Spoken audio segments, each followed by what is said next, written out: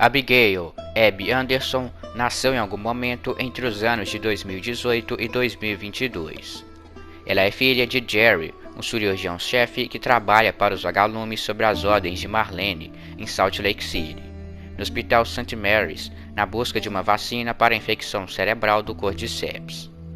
Dentro dos vagalumes, ela conheceu Manny, Owen, Nora, Nick, Jordan e Mel, ao qual Owen começou a namorar. Em 27 de abril de 2035, ela encontra o seu pai em um zoológico, onde ele está procurando uma zebra grávida da qual está cuidando. Abby começa a ajudá-la a procurá-la, e seguindo os astros, eles encontram a placenta e percebem que ela já deu à luz. Logo depois, eles a encontram presa em um arame farpado. Nisso, Owen chega, procurando freneticamente por Jerry, e insistindo que ele foi chamado a ir até o hospital. Ele pede a sua ajuda com a zebra, eles a libertam e ela foge para se juntar ao seu filhote. Owen então informa a Jerry que os vagalumes encontraram Ellie, a garota imune nos túneis. E o trio corre em direção ao hospital. Mais tarde, naquela noite, Abby traz comida para o seu pai enquanto ele está discutindo com Marlene se eles deveriam tirar a vida de Ellie para criar a vacina para a infecção do Cordyceps. Marlene relutantemente aprova a cirurgia e sai. Abby garante a seu pai que se ela estivesse no mesmo lugar que Ellie, teria o prazer de se submeter à cirurgia. Horas depois, Abby ouve tiros pelo hospital e corre até a sala de cirurgia onde está seu pai. Porém, ela o vê no chão coberto de sangue, morto por Joel, o homem que estava acompanhando Ellie. Ela começa a chorar e Owen a consola. A morte de Jerry e Marlene levou os membros restantes dos vagalumes a concluírem que criar uma vacina agora era impossível, já que eles consideravam Jerry o único capaz de desenvolvê-la, e o grupo logo se desfez. Você sabia que, seguindo o método passo a passo, você irá desenhar os personagens de seus animes favoritos? Ao nível profissional, aprendendo tudo de casa e já obtendo resultados em apenas algumas semanas? Confira o primeiro link na descrição para mais informações.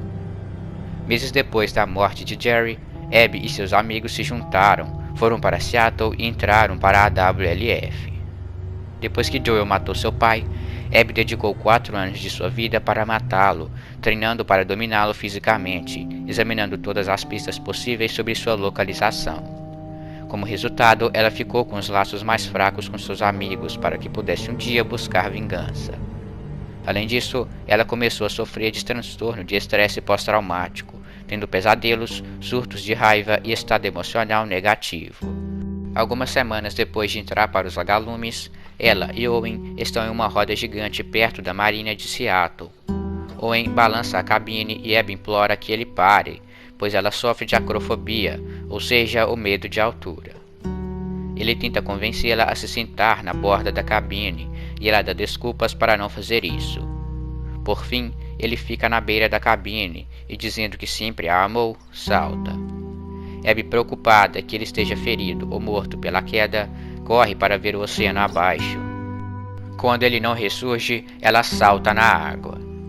Momentos depois, é revelado que ele sobreviveu ao salto e que encontrou algo incrível. Apesar de dizer que eles precisam voltar para o treinamento, Abby o segue. Eles encontram uma entrada subaquática para o aquário de Seattle. A dupla explora, encontrando um teatro para peixes e um cais improvisado com um veleiro. Dentro do barco, eles encontram evidências de uma família morando lá, incluindo desenhos de uma criança. Continuando mais fundo no aquário, eles acham mais evidências da família que viveu lá. Acima do saguão, eles descobrem o capitão do barco, agora um esqueleto com uma carta nas mãos. A carta revela que as crianças fugiram para se juntar aos Serafitas e deixaram o pai para morrer.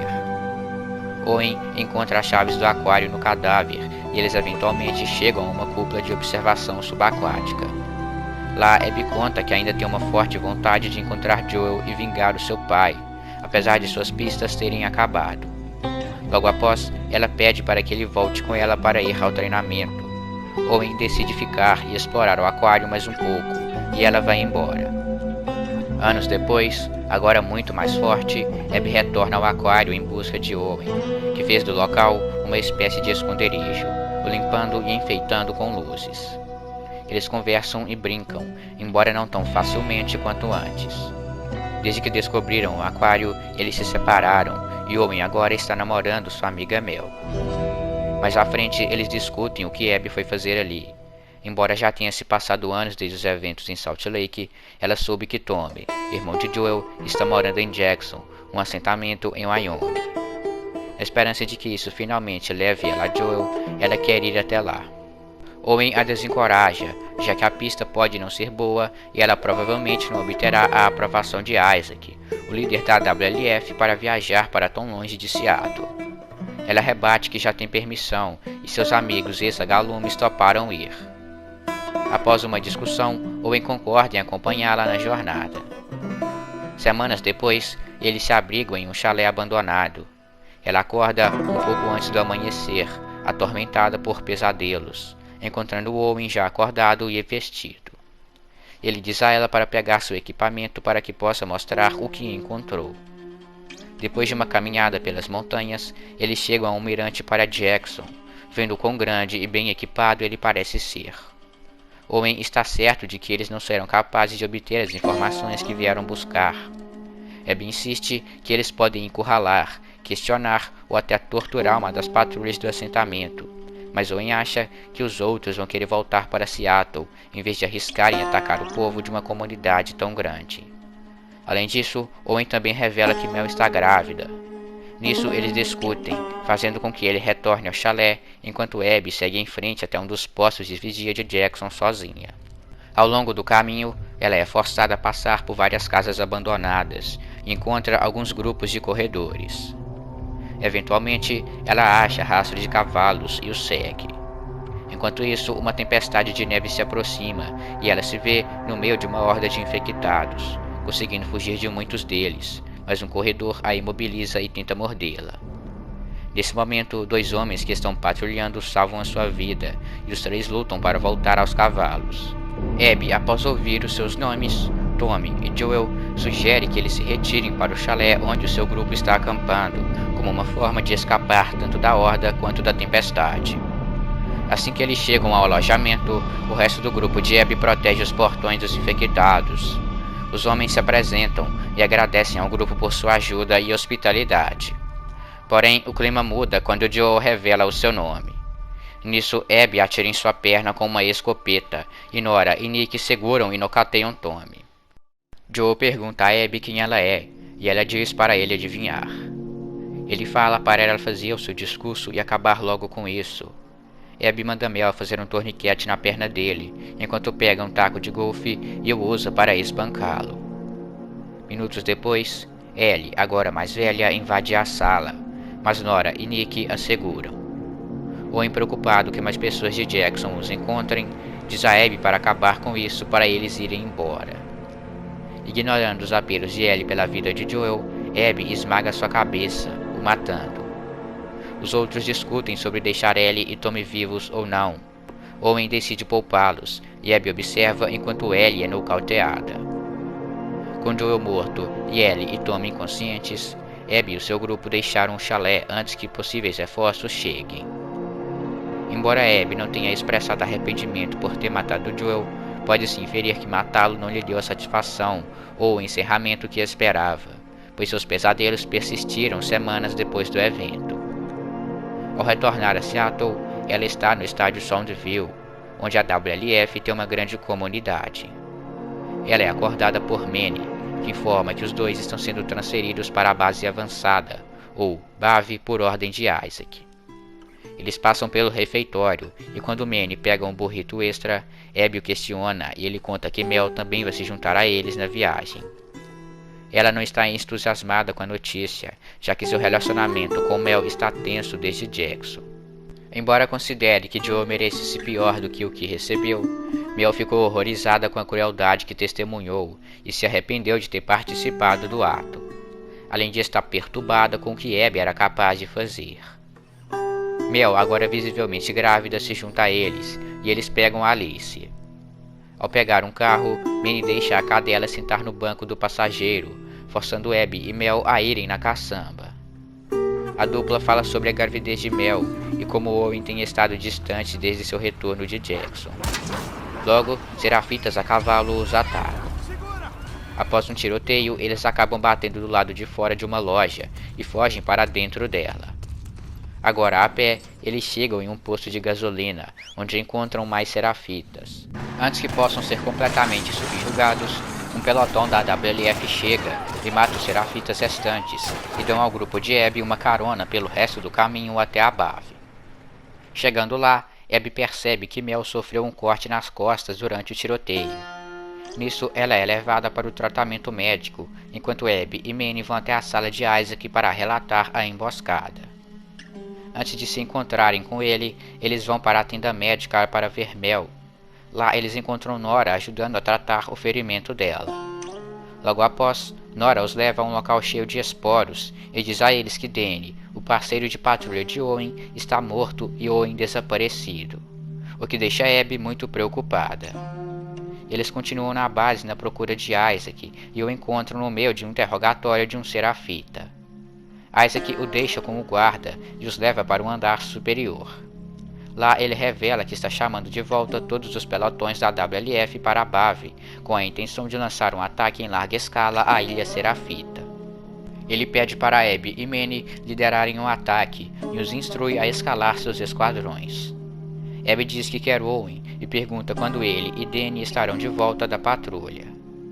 Isaac percebe que ela soube por alguém que Danny foi morto e perguntou apenas para saber de Owen, explicando que ele não enviou uma equipe de busca para encontrá-lo porque ele atirou em Danny para proteger um serafita. Abby insiste que Owen não faria isso e pede permissão para procurá-lo, mas Isaac se recusa a deixá-la e então dispensa o par. Suspeitando que Owen vai se esconder no aquário, Abby decide ir procurá-lo, apesar das ordens de Isaac. Manny a ajuda a escapar e ela segue seu caminho por Chinatown. A área está repleta de patrulhas inimigas e ela é eventualmente capturada e deixada inconsciente por um grupo de serafitas. Ela acorda horas mais tarde, enquanto alguns serafitas a preparam para matá-la ritualmente em nome de sua profetisa. Ela é pendurada pelo pescoço, com um balde de apoio para não sufocar antes de ser estripada. Antes que Emily, a líder da patrulha, possa completar o ritual, ela se distrai enquanto seus companheiros capturam Yara, uma desertora da facção. Emily pergunta onde está a outra apóstata. Yara retalha cuspindo em seu rosto. Nisso, ela instrui os outros a quebrar os braços dela, e eles o fazem com o esquerdo. Quando iam quebrar o direito, o seu irmão Levi, que está se escondendo na folhagem, atira flechas neles para matá-los. Emily dispara sua arma no escuro, mas não consegue vê-la. Abby aproveita a oportunidade e a agarra com as pernas, permitindo que Yara a acerte na cabeça com um martelo. Quando Emily cai no chão, Abby acidentalmente chuta o balde para longe e começa a se sufocar. Levi sai da mata e Yara diz a ele para soltar Abby, apesar de seus protestos de que ela é da WLF. Agora livre, Abby os ajuda a lutar contra um bando de espreitadores enquanto fogem pela floresta. Mais tarde, uma mulher serafita muito forte ataca Levi e Yara com um martelo gigante. Abby percebe que ela roubou sua mochila e a mata.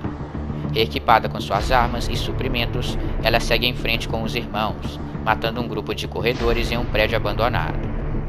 Depois de seguros, Yara desmaia, exausta devido ao choque de seu ferimento. Abby a carrega enquanto Levi os leva em direção a um pátio de embarque. Eles procuram vários trailers. Finalmente encontram um destrancado onde podem se refugiar. Abby coloca Yara em um sofá e ajuda a colocar seu braço no lugar. Ela então avisa que a área é bem movimentada e que eles precisam partir pela manhã. Ela os deixa no trailer e continua em direção ao aquário sozinha. Uma vez lá, ela encontra Owen bebendo no chão do velho veleiro. Ele ri ao ver ela e diz que Isaac é cruel por mandá-la atrás dele. Ela garante que foi lá por conta própria, diz que Danny está morto e pede a ele para explicar o que aconteceu. Owen revela que brigou com Danny depois de eles matarem um grupo de cicatrizes, onde ele demonstrou misericórdia e se recusou a matar um último serafita idoso que estava caído no chão, dizendo que não lutava mais uma guerra da qual não se importava.